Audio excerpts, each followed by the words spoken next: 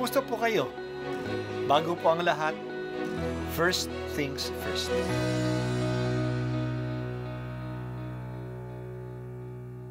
Good morning po.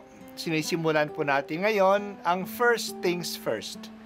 At dito po, tinatalakay natin sa unang bahagi ng umaga natin ay ang first readings na binabasa po sa banal na misa.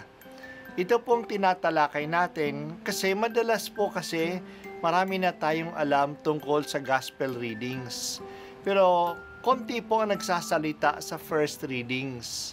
Pero ang first readings, bahagi din po yan ng Biblia, ng banal na kasulatan. Kaya susubaybayan po natin ang mga first readings, basahin po natin at kuminsan kailangan ng basahin ng 2 o 3 beses bago maintindihan kasi hindi po tayo familiar sa mga istorya at sa mga kaisipan na tinatalakay dito. Ang pagbasa mula sa ikalawang sulat ni Apostol San Pablo sa mga taga-Korinto. Ibig kong ibalita sa inyo mga kapatid ang nagawa ng pag-ibig ng Diyos sa mga simbahan sa Macedonia. Dumanas sila ng matinding kahirapan at ito'y isang mahigpit na pagsubok sa kanila.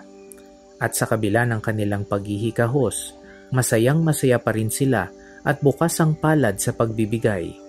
Sila'y kusang loob na nag-aabuloy, hindi lamang ayon sa kanilang kaya, kundi higit pa.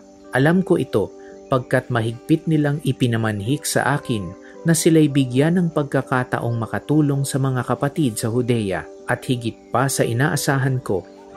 Inilaan nila ang kanilang sarili, una sa Panginoon at pagkatapos sa amin, ayon sa kalooban ng Diyos. Kaya't pinakiusapan ko si Tito, yamang siya ang nagsimula nito, na kayo'y tulungan niya hanggang sa malubos ang pagkakawang gawa ninyong ito. Kayo'y tanyag sa pananampalataya, sa pagpapahayag, sa kaalaman, sa kasipagan, at sa inyong pag-ibig sa amin. Sikapin din ninyong manguna kayo sa pagkakawang gawa. Hindi sa inuutusan ko kayo, sinasabi ko lamang sa inyo ang ginagawang pagtulong ng iba upang masubok ang katapatan ng inyong pag-ibig. Alam ninyo kung gaano kalaki ang pag-ibig ng ating Panginoong Hesukristo, na bagamat mayaman ay nagpakadukha upang yumaman kayo sa pamamagitan ng kanyang karukhaan. Ang salita ng Diyos. Salamat sa Diyos. Si Pablo ay hindi lang nag-ikot upang magpahayag na mabuting balita. Siya ay nag-iikot din upang kumolekta at magbigay ng tulong sa mga Christian communities na nahihirapan. Noong panahong iyon, ang mga Christian communities sa Palestina ay nahihirapan dahil sa tagutom sa lugar na iyon.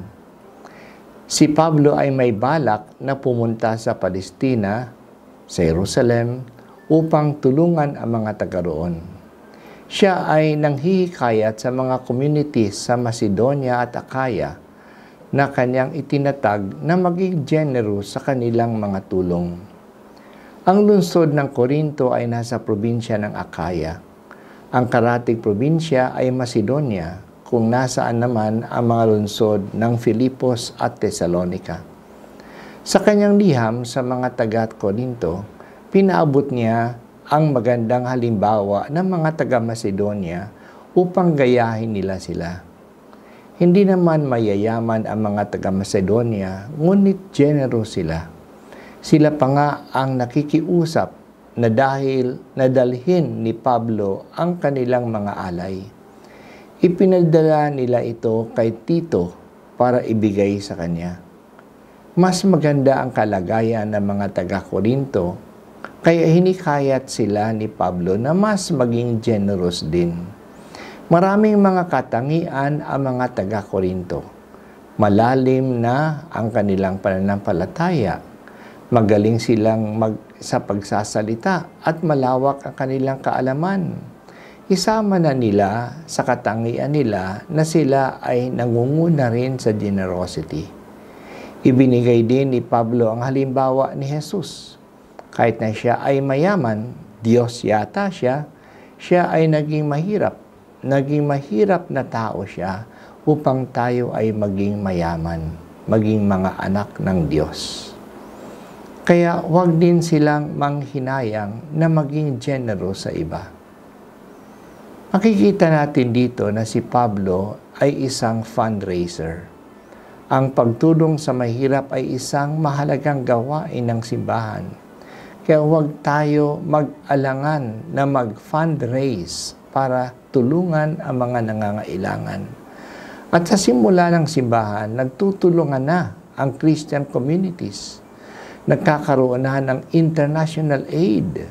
Simbahan sa Greece ay tumutulong sa simbahan sa Palestina. Huwag tayong matakot o manghina na umapila sa generosity ng mga tao. Ang misyon ng simbahan ay upang ipalaganap ang pag-ibig ng Diyos at tulungan ang mga tao na lumago sa pag-ibig. Kaya umaapila tayo sa generosity ng mga taong tinutulungan natin sila na lumago sa pag-ibig. Si Juan Bosco ay nagpapaaral ng higit na mga 500 street children sa Turin noong panahon niya. Kaya madalas siyang kumakatok sa mga pintuan ng mga mayayaman para humingi ng tulong para mapakain at mapaaral ang mga bata. Madalas siyang sabihin sa kanyang mga benefactors, they are not giving him a favor by giving, but he is doing them a favor by asking.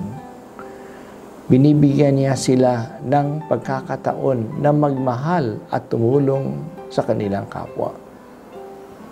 Tulungan mo po ako, Panginoon, na maging generous. Hindi sana ako mainis sa lumalapit sa akin na humihingi ng tulong. Bigyan mo ako ng pagkakataon at kakayahan na makabahagi sa iba. Buksan mo ang aking puso na maging bukas sa iba.